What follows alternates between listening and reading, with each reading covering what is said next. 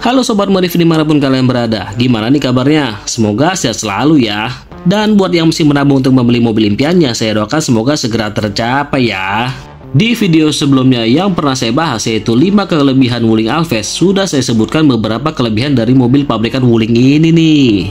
Buat yang penasaran sama videonya, bisa cek link yang ada di deskripsi atau cek pojok kanan atas layar gadget Sobat Modif ya. Nah, dengan segala kelebihan dari Wuling Alphest, ternyata mobil ini juga memiliki sejumlah kekurangan yang Sobat Modif perlu pertimbangkan nih sebelum meminang mobil yang satu ini.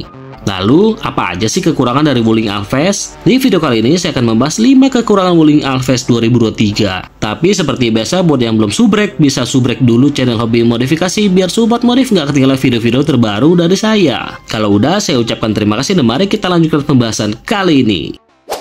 1. ADAS kadang error. ADAS error bang, di Alphest saya aman-aman aja tuh. Fitur ADAS-nya emang aman kok sob. Tapi saking amannya, tuh sensor kamera dari ADAS di Wuling Alphest suka salah membaca situasi kondisi di jalanan. Kendala yang cukup sering terjadi adalah sensor kamera ADAS-nya yang salah membaca obstacle alias penghalang ketika mobil ini sedang melaju di jalanan sob. Misalnya aja nih, ketika mobil sedang melaju, lalu muncul bayangan yang gelap dari pohon atau bangunan atau mobil yang lebih besar kayak kontainer atau truk dari samping, sensor ADAS dari Alphest ini sering banget salah mengira kalau di bayangan ini muncul akibat ada obstacle di depan. Hal ini akhirnya mengakibatkan Wuling Alphest sering melakukan pengereman darurat ataupun mengurangi kecepatannya. Karena hal ini membahayakan, akhirnya banyak owner Alphest yang menyarankan agar fitur automatic emergency braking-nya dimatikan aja. Jadi kayak pas video mobil Honda yang ngerem mendadak pas ketemu bayangan jembatan itu ya. 2. Akselerasi pas-pasan. Wuling Alphest yang menggunakan mesin berkode N15 ini di atas kertas mampu menghasilkan tenaga sebesar 105 HP dan torsi sebesar 143 Nm.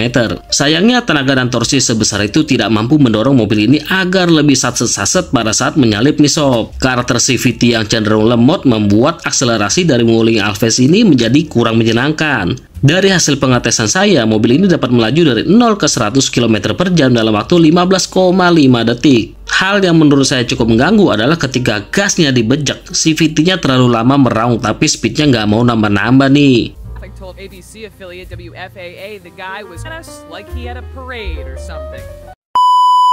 Kalau menurut Sobat Modif, akselerasinya gimana nih? 3. Posisi duduk kurang nyaman. Kekurangan berikutnya muncul setelah saya mencoba duduk sebagai pengemudi dan juga sebagai penumpang di belakang nih sob. Pada saat duduk sebagai pengemudi, kekurangan yang paling terasa adalah setirnya cenderung terasa agak jauh dari badan saya. Hal ini terjadi karena Wuling belum menambahkan fitur teleskopik ke setir mobil ini sob. Lalu pada saat saya duduk di bangku penumpang belakang, kursinya terasa cukup keras dan agak tegak nih. Tapi balik lagi, karena harganya yang paling murah di kelasnya, menurut saya hal ini masih bisa ditolerir. Kalau Sobat Modif bisa nggak nih mentolerir? 4. Pelipatan bangku yang ribet.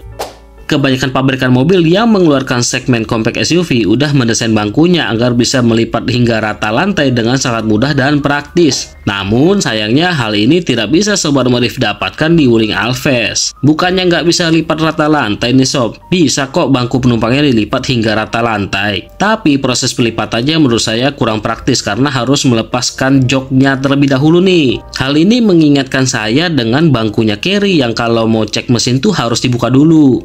Kalau menurut Sobat Modif, pelipatan bangkunya si Wuling Alphest ini udah bagus atau kurang ya?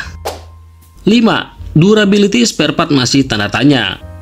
Saya rasa kita semua udah tahu nih kalau masalah yang paling sering terjadi di mobil-mobil pabrikan Wuling adalah spare partnya yang cenderung rentan mengalami kerusakan nih. Misalnya aja kayak di Wuling Almas dan Cortez, kerusakan yang paling sering terjadi adalah kaki-kakinya gampang gelodokan nih. Walau Wuling Alphest ini adalah compact SUV yang notabene masih baru, tapi rasanya Sobat Modif perlu mempertimbangkan aspek yang satu ini nih. Ya memang sih dari Wulingnya sendiri sudah memberikan garansi spare part untuk setiap penggantian akibat kerusakan yang terjadi secara gratis. Tapi pertimbangan lainnya tentu effort yang dibutuhkan apabila ternyata durability spare partnya pas-pasan juga. Saya sih berharap Wuling sudah memperbaiki kekurangan yang satu ini, mengingat brand China yang satu ini udah lumayan lama berjualan di Indonesia. Kalau Sobat Modif yakin gak nih sama ketahanan spare partnya? Nah, itulah 5 kekurangan Wuling Alves 2023. Dengan segala kekurangan yang ada, menurut saya pribadi, Wuling Alves ini masih sangat layak untuk dipertimbangkan nih apabila Sobat Modif bisa mentolerir kekurangan-kekurangan yang udah saya sebutkan tadi. Kalau menurut pendapat Sobat Modif sendiri, gimana nih? Sampaikan pendapat Sobat di kolom komentar ya.